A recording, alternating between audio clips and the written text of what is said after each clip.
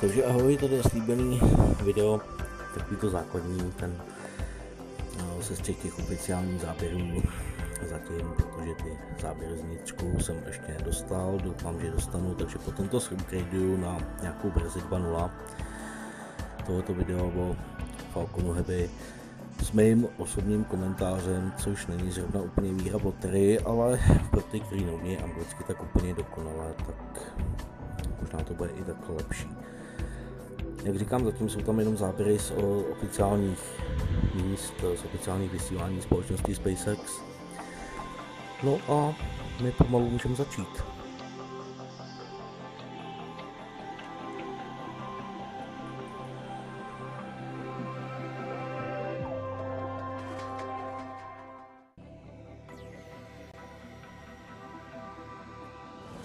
Takže tady vidíme montážní halu, hlavní nosič, to už vlastně výjezd, tohle je výjezd ke statickému testu, tohle už je vstyčování pro změnu do startovní polohy na rampě A39. No a taková ta kráska čekala na 6. února. Tohle jsou záběry ze statického testu motoru, kde byl zažehnutý na 12 vteřin, což je v podstatě v historii SpaceXu asi úplně nejvíc. Šlo o zkoušku motorů, šlo o to, aby se otestovaly všechny motory, protože Falcon jich má nejvíc vůbec v historii, co kdy jakýkoliv těleso, který opustilo planetu, mělo na jich 70 trvat. Tohle jsou záběry týmu ze startu. No a můžeme si něco říct o té technické stránce, takže je to v podstatě, jak už jsem říkal, největší a nejvýkonnější, co kdy opustilo zemskou atmosféru. Má možnost zvednout na běžnou dráhu, mluvíme o vysokém orbitu, 64 tun, což je 141 000 liber, a hmotnost celého tohoto kompletu je větší než 737 letadel Boeing 747, to jsou takový s tou boulí. No a v podstatě další taková zajímavost je, že Heavy zvedne dvakrát víc než dosud nejsilnější raketa. Jediné, co se s tím může srovnávat, je vlastně Saturn 5, který byl používaný americkou NASA k letům na měsíc, a Saturn 5 v roce 1973, který startoval, tak nes přibližně stejný užitečný zatížení. Falcon Heavy byl určený od začátku jako nosič člověka do vesmíru, na měsíc, na Mars, prostě na lety s posádkou. Takže to byl vlastně takový ten původní záměr 6. Vlastně to byl takový test celý toho kompletu, protože samozřejmě Heavy ještě v životě neletěl. Takže to byl takový jenom základní test. No a když to mám od spoda, tu raketu si trošku můžeme popsat, protože teď mám tady Jill s Polem, mám takový pocit, vykládají tyhle ty věci v angličtině plus nějaký historický údaje, tak já do toho budu chvilku kecat česky. No a v podstatě, když to mám od spoda, tu raketu, tak uvnitř každého Falcona jsou 3 jádra s 9 motory. Motory se jmenují Merlin a v podstatě je to asi, jak říkám, to nejvýkonnější, co vůbec může být. Takže na každém jádře máme 27 motorů. Celý ta tažná síla, ten tah na úrovni hladiny moře, což je vlastně při tom startu, je 5 130 000 liber, což je 22 819 kN. Potom samozřejmě vákuum má tah někde okolo 5 548 000 liber, což je zase přibližně přepočet 24 681 kN. Jinak těm postranním raketám se říká ústry, opět 3 jádra po 9 motorech. Jádra, jako jsme si řekli, jsou celkem 3 po 27 motorech, což je 72 motorů celkem. Jinak ten první stupeň, celá raketa je 2stupňová, a ten první stupeň opět má úplně obdobný parametry, jako jsme se říkali před chvilkou. U druhého stupně je potom jeden hlavní motor, který má vypočítanou dobu hoření na 397 vteřin, tah ve váku 934 kN, protože už ve váku ten tah těch motorů už není tak úplně důležitý. Vlastně překonáváme zemskou přitažlivost a potom už nemusí být tak účinný, pokud překoná tu hlavní vzdálenost. Motor je tam jenom jeden a to je vlastně v druhém stupni tak všechno. To, co vidíte nahoře, tu hlavici, mám tomu říká hlavice, to je samozřejmě datová část, tak ta nese vlastně ten náklad, který v této chvíli tvoří Tesla, přímo Elonova Tesla, s kterou jezdil tady dole po planetě.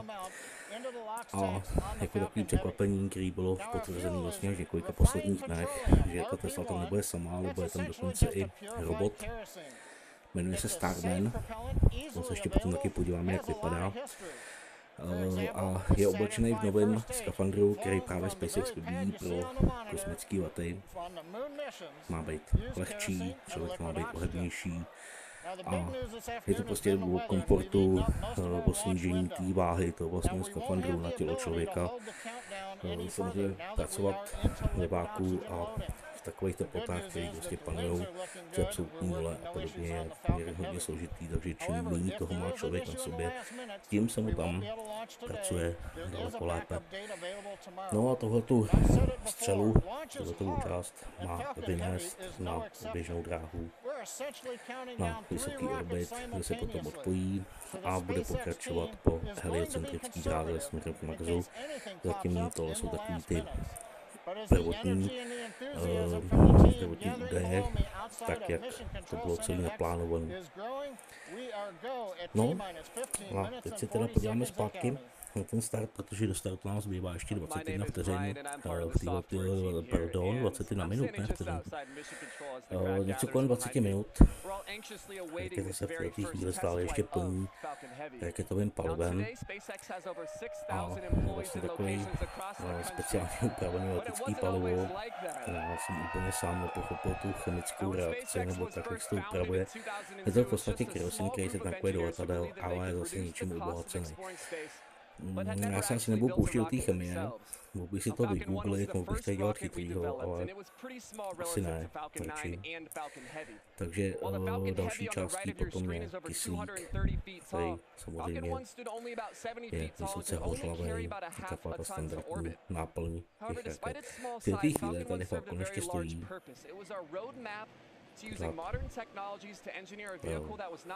Už je samozřejmě rozhodnuto o startu, už se tankuje. Takže to je takový asi pro ten začátek.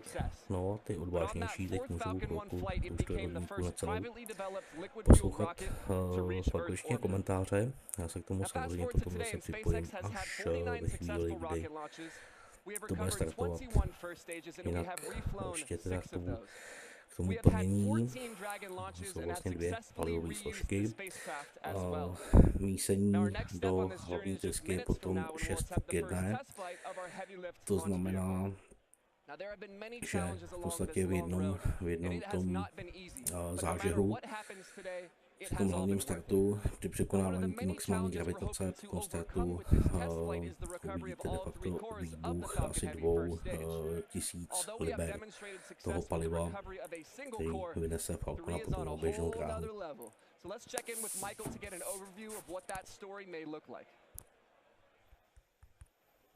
At SpaceX, our primary goal is to enable people to live on other planets, most notably Mars. But it's hard to do this without dramatically lowering the cost of access to space. And the best way to accomplish that is to reuse as much of the rocket as possible. So we've been successful at landing and reusing Falcon 9 rockets for over 2 years now, and Falcon Heavy aims to continue this trend of reusability. So today, we'll be attempting to recover all 3 of the first stage cores by using both of our landing methods, by land and by sea. So the side boosters have actually been used before on missions TICOM 8 and CRS 9. And at the time of booster separation, during ascent, the side cores will still be going slowly enough to turn around. So it makes sense to return them to Cape. they'll be executing a 3-burn maneuver to get them back to landing zones 1 and 2 and Cape Canaveral Air Force Station. You may have heard of landing zone 1. Landing zone 2 is an identical landing pad right next to it for Falcon Heavy landings. The Centricore will be going too fast to efficiently return it to Cape Canaveral Air Force Station, so we're going to use the autonomous spaceport drone ship to catch it about 300 miles off the Florida coast. It will also be executing 3 burns to get there. So, if all goes well after launch, we'll have 3 first stage cores back on Earth, 2 for the second time, and a wealth of data for perfecting airplane-like operation in the future. So, countdown is still proceeding nominally, so let's check in again on how Falcon Heavy is doing. We just passed T-minus 12 minutes in the countdown of the test flight of Falcon Heavy. Fuel is completely loaded on the second stage. The first stage is also loaded with fuel, except for a small top-off that'll happen between T-minus 7 minutes and T-minus 6 minutes. Our major activity now is loading liquid oxygen on the boosters and the second stage. Liquid oxygen propellant loading on the first stages will end between T-minus 4 minutes and T-minus 3 minutes. Liquid oxygen loading on the second stage is the last one to finish, ending by T-minus 2 minutes. Now, in addition to loading propellant, the team is preparing to perform their final checks of the Merlin engines. We'll begin chill-in of the Merlin engine turbopumps with liquid oxygen as typical at T-minus 7 minutes like we do on Falcon 9 flights. We'll also be verifying valves and using the thrust vector control actuators to move the engines to verify the actuators are working correctly. As we get to T-minus 4 minutes, the clamp on the top of the strung back will open. You can see it just behind the Falcon Heavy. That entire structure will move about 1.5 degrees away from the rocket. At liftoff, it will move the rest of the way to clear Falcon Heavy, just like Falcon 9 flights. At the T-minus 1 minute mark, the flight computers will go into startup mode. They'll be controlling the countdown on the Falcon Heavy.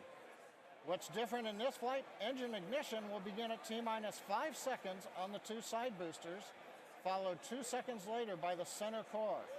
Now we're continuing to watch the weather, making sure that the ground liftoff winds don't exceed the maximum, but they're looking good right now.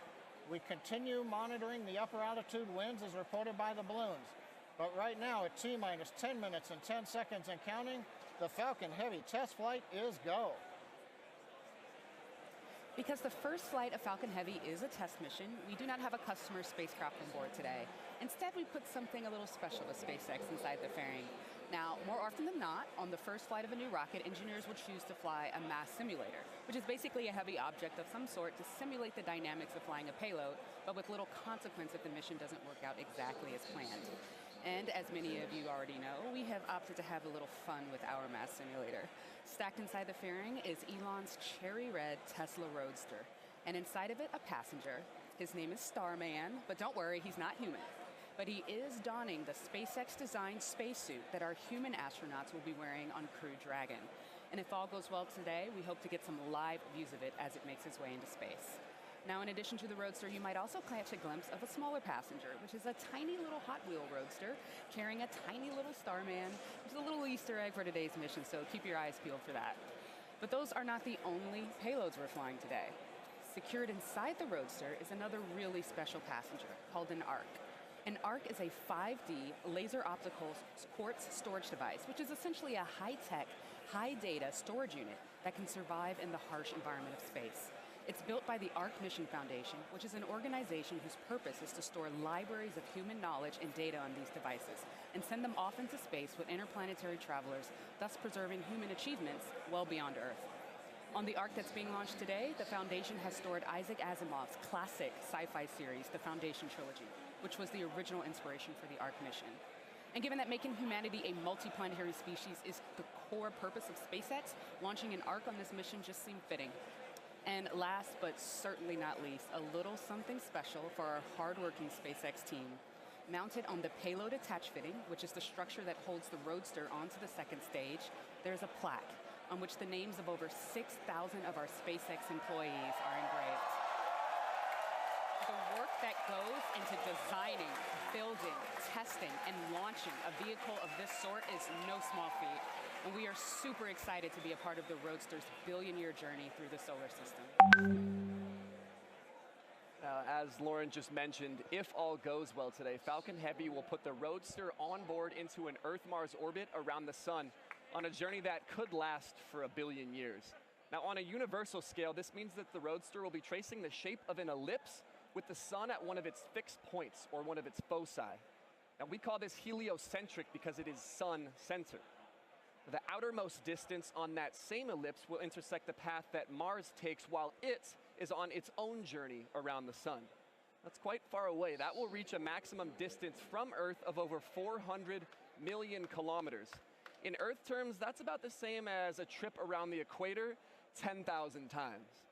Now, during its journey, the Roadster will also reach a maximum velocity of nearly 40,000 kilometers per hour, or about 20 times faster than a speeding bullet. Now, as we said, it should stay up in orbit around the sun for about 1 billion years, and it's a very long, exciting road ahead, and we are thrilled to be able to take the first steps on that journey just 5 minutes from now.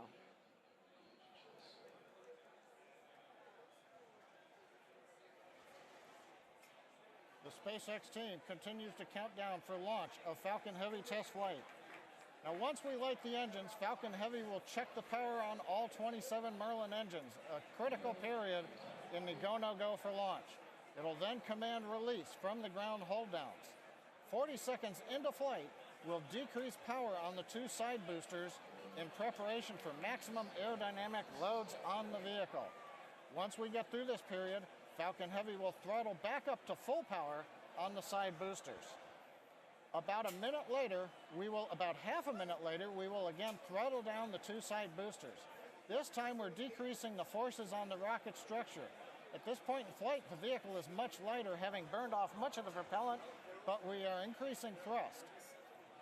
2.5 minutes into flight, we'll fully turn off the side boosters, an event called BECO, Booster Engine Cutoff. At this point, the pneumatic separation system on the center core will unlock the 2 side boosters and push them away.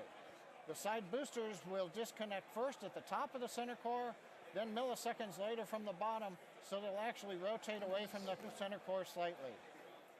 Once the side boosters are clear, the center core will throttle up to full power and burn for another 25 seconds. Finally, at just past 3 minutes after liftoff, the center core will shut down, an event called MECO, Main Engine Cutoff, and the second stage will separate. From this point on, it's like a Falcon 9 mission. The fairing will separate, the MVAC-D upper stage engine fires, eventually sending the stage and payload out into the solar system to orbit around the sun.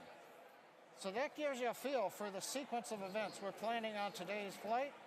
So now, at T-minus 4 minutes, 45 seconds and counting, let's witness the test flight of Falcon Heavy.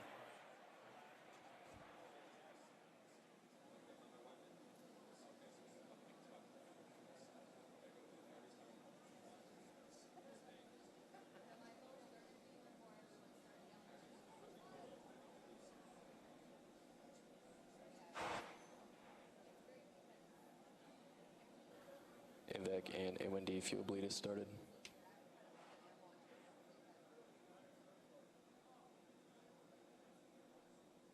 Safety NY critical lock slow, arms are open. throttling to close up.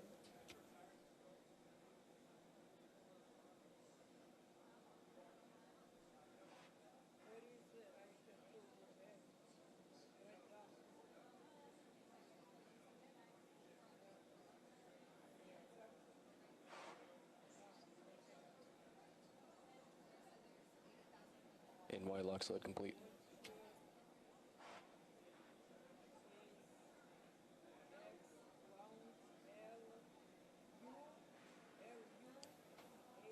PY lock slide, throttling to close up. PY lock slide complete.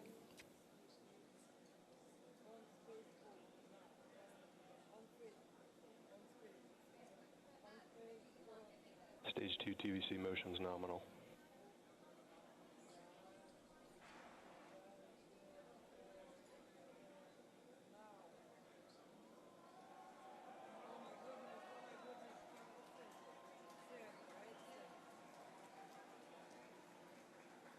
BOGO bleed verification. Center core lock sled complete. Strombeck lower has ended. Strombeck's at 88.2 degrees.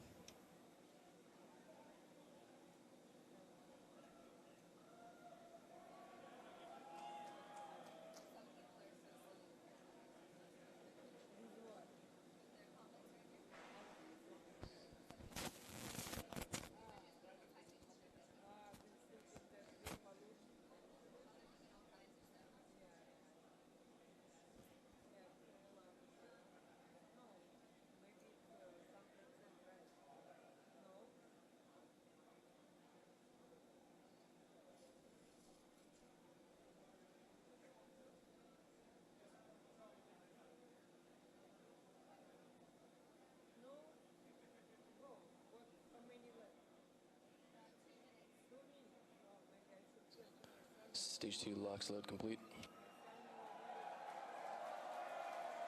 Falcon Heavy prop load is complete.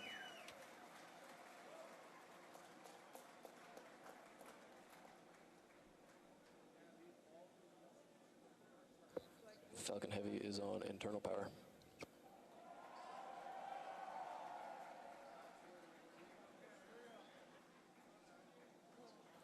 Vehicles in self-align. Ground gas closeouts has started.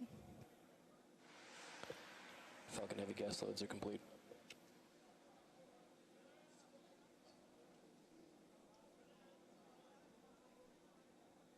M1D fuel bleed complete.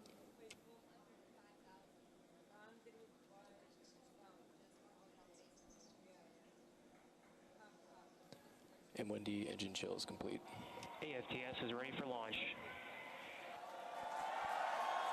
Ground gas closeouts are complete. Falcon Heavy is in startup.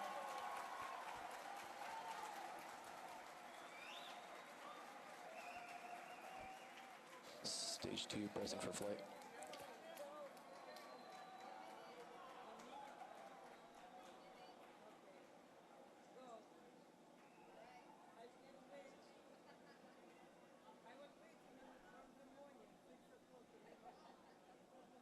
T-minus 30 seconds. Launch director on countdown 1. SpaceX Falcon Heavy, go for launch. Falcon Heavy is configured for flight. T-minus 15, stand by. Takže máme chvilku do startu, můžete si to odpočítat spolu se všema, kteří tomu toho byli.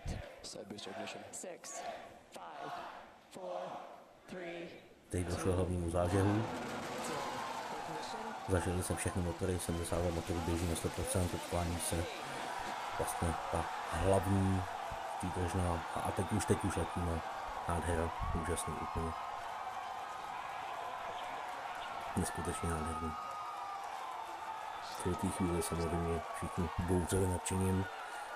Jsem tam ukápal i slzečka, protože to je absolutně nezapomenutelný zážitek. Potom vlastně vpravo nahoře vidíte takový dva údaje. První, dalo by se říct, je to výška. To je to, co tam teď běží rychleji a potom je telemetrie, která se udává v kilometrech za vteřinu. Takže vidíte, že prostě to je něco neskutečně rychlého. V této chvíli už máme téměř 1000 km nad zemským povrchem. Nádherné záběry, všechny tři hořící motory. Prostřední neběží na plný výkon, prostřední potom poběží na plný výkon až po odpojení obou bočních stupňů. Na tu cestovnou běžnou dráhu tady už máme maximální tah těch motorů, to je vlastně to okýnko, který se tam objevilo. To jsou kamery na Falconu, relativně okýnka a ukazují potom, za chvíli se začnou odpojovat oba dva stupně před jakmile se vlastně dočerpá palivo, že? Takže se odpojí ty dva stupně.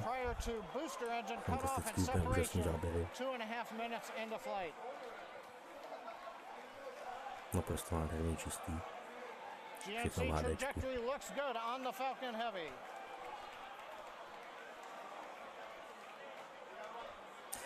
Tady potom v pravém okýnku je taková grafika, jak a kde přesně který z těch stupňů se nachází.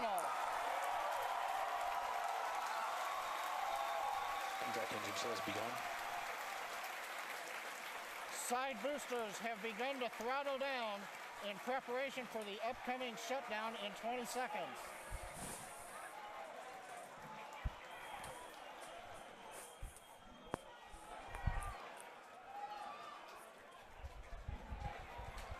No, tomu se připravíme.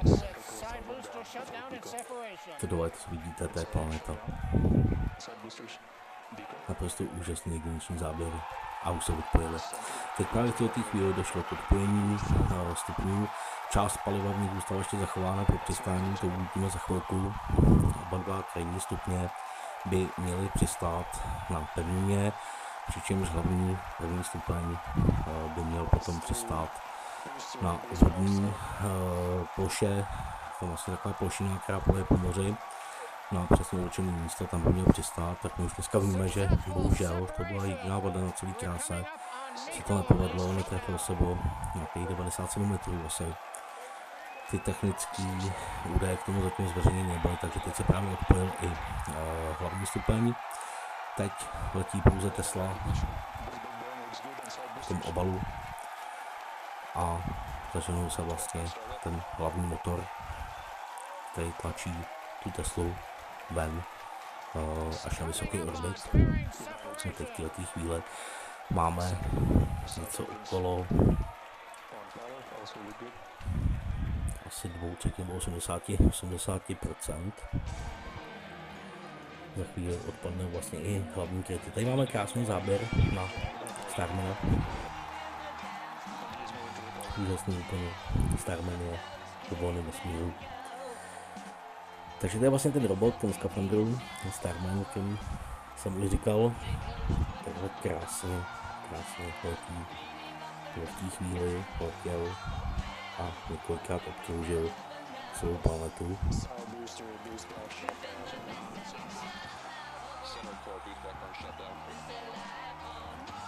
Ano, vtipný obrázek, o tom málo kdo věděl, don't panic, nepanikař, což je citát z knížky, kterou asi velice rád, to je stopařoval průvodce po galaxii. No a tady prostě vidíte, to je prostě to nejúžasnější na celém tom, ta radost prostě, všechno vyšlo naprosto přesně tak, jak mělo.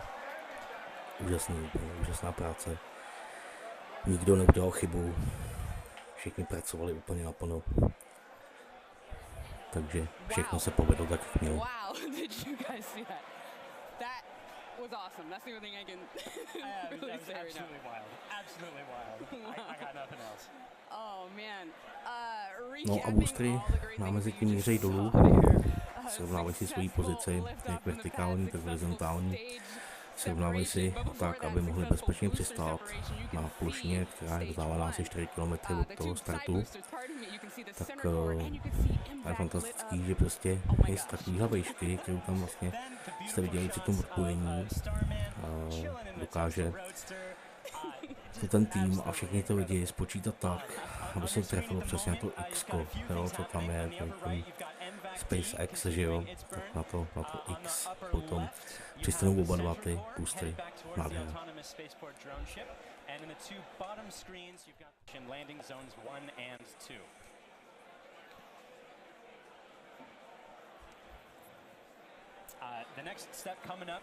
No a zatímco oba boostry klesají, tak Starman Leonově Tesla pokračuje na stále vyšší a vyšší orbit.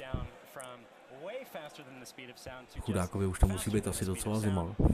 Ten skafandr je sice dělaný pro i pobyt v tom volném prostoru, ale zase teď už bych kecal, nevím úplně přesně na jak dlouho, že samozřejmě tam panují šíleně mrazivý teploty, takže bude mít nějaký to, řekněme, tomu, aby jsme se tady nezamotávali do termínu ohřívání. Tak tady už vlastně nějakých spodních obrázkách vidíte, že se zažily motory boosterů, které jdou na přistání, samozřejmě musí se ta rychlost zpomalit, ty boostery nemají žádný padáky, jo? To prostě jako měli třeba moduly u Apollo a podobně, ty vlastně prošly atmosférou, nějakým způsobem se potom svlíkli z toho hlavního obalu a vystřelili se padáky, zahřívala se pyrotechnika těch padáků, pokud cokoliv z toho nevyšlo, tak posádka samozřejmě by nepřežila. Tady zatím ještě žádná posádka není, ale i tak je to takový ten to znovu použití těch motorů. Vpravo nahoře už vidíme jeden z těch modulů, vlastně byl hlavní modul. Došlo k tomu, že se nezažily úplně všechny motory tak, jak měly, takže byla tam jakási chyba. Takže vlastně to přistání, to plásnutí do té vody bohužel neuvidíme.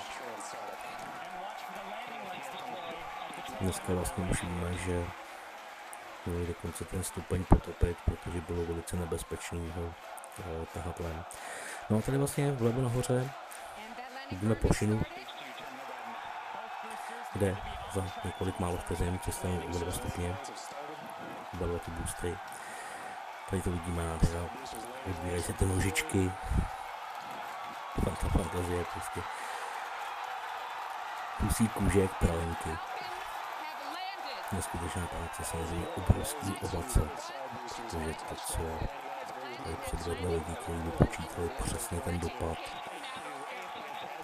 To je prostě neuvěřitelná práce. Já samozřejmě k těm boostům potom se nepřistupuje i hned, je tam určitá časová prodleva, několik hodin. A tady máme vlastně tu vodní plošinu, kterou se přistání nepovedlo, takže si tady vypočítejte nějaký prostě 100 metrů a to je vlastně poslední záběr z té plošiny. Byla to jediná voda na kráse celého toho přistání. To škoda. No, samozřejmě všichni vyslaví, všichni vědí, že to dopadlo naprosto perfektně, takže teď už se nechám ty komentáře.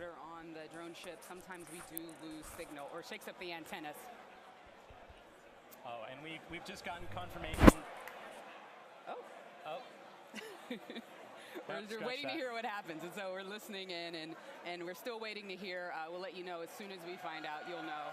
People are cheering, but we'll get the call and know hopefully very, very soon how that center core is doing, whether it's standing up proud on that drone ship or not. Meanwhile, other two landings. those were absolutely gorgeous. Meanwhile, the second stage is continuing its trajectory towards Mars. It's all looking good there. John Ike, come give us a recap of the full mission. He stands. Well, if you could hear all that cheering, it was an outstanding test flight of the Falcon Heavy.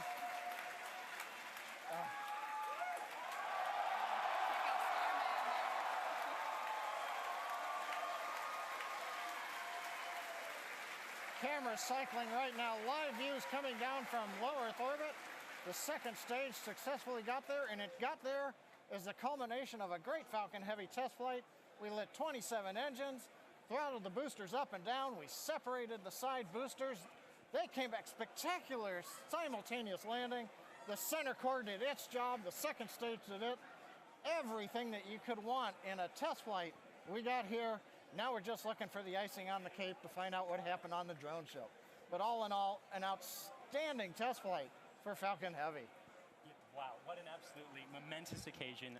Thank you so much to the range for contributing their expertise to today's launch, the FAA for the licenses to launch and land those boosters, as well as the rest of Falcon Heavy. And thank you to you, the viewers, for joining us for a really, really cool moment here. And to find out what happened with the center core and what's going on with Starman as he makes its journey through space and all of our other launches, you can visit us at SpaceX.com and follow us on social media on LinkedIn and Twitter. If you would like to join us on exciting projects like these, please visit SpaceX.com/careers. From the entire grateful team here, thank you again for joining us. We'll see you next time.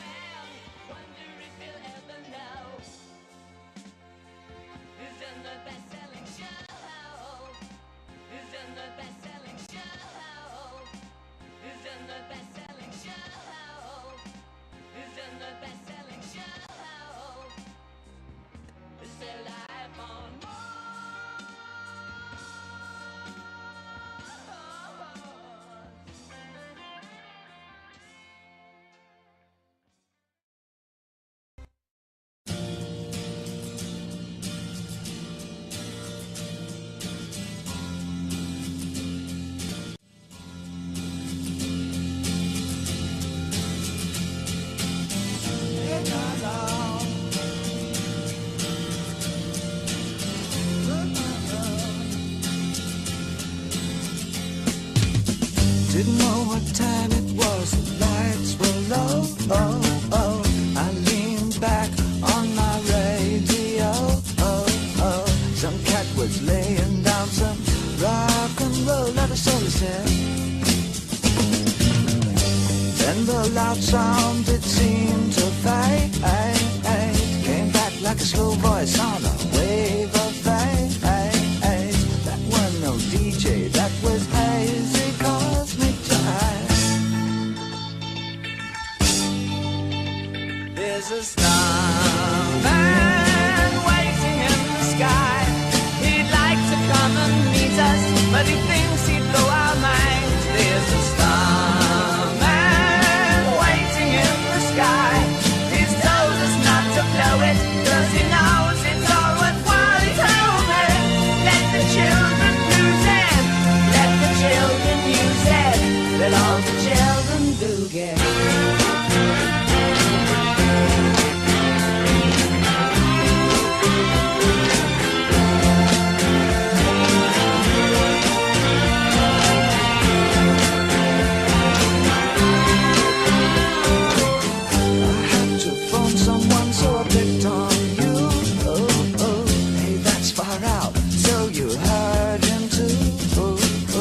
Switch on the TV, we may pick him up on channel 2. Look out your window, I can see his light. If we can sparkle, he may land tonight. Don't tell your papa, or he'll get us locked up in fight.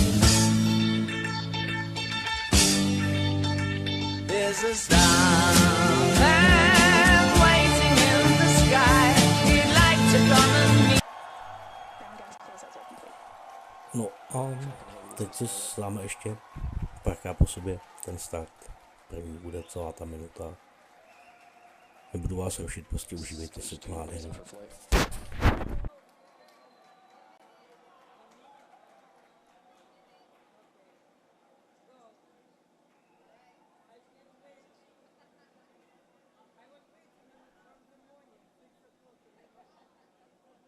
T-minus 30 seconds. Launch director on countdown 1. SpaceX Falcon Heavy, go for launch. Falcon Heavy is configured for flight. T-minus 15, stand by for terminal count. 10, 9, 8. Side booster ignition. 6, 5, 4, 3, 2, 0. Ignition. Falcon Heavy.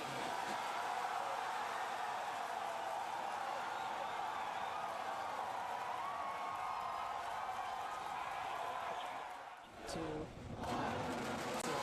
Ignition. Falcon Heavy.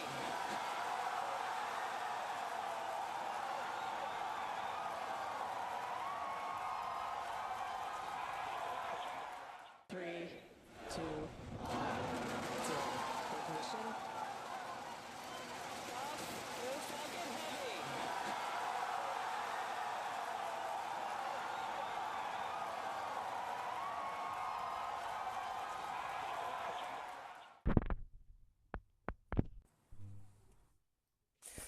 Tady v podstatě máme plán celého letu, tak jak poletí Tesla se Starmanem, takže si můžete prohlídnout kudy. Samozřejmě ty planety se postupně taky budou hejbat. To je takový statický obrázek a platná je v podstatě pouze ta čára toho Starmana. Samozřejmě planety jsou stále v pohybu, takže to přiblížení potom k Marsu tady úplně není vidět, ale samozřejmě tam bude. No a za pár vteřin se podíváme na v podstatě poslední dnešní záběry Starmana, kde vlastně je v tuhletu chvíli, což je sobota. Už je poměrně dost daleko od planety, tak tady to máme. Už je za hodně daleko za tím vysokým orbitem. A popis samozřejmě jak a kam míří. No a samozřejmě prostě úžasný, jo. Naprosto úžasný, opět husí kůže. fantazie.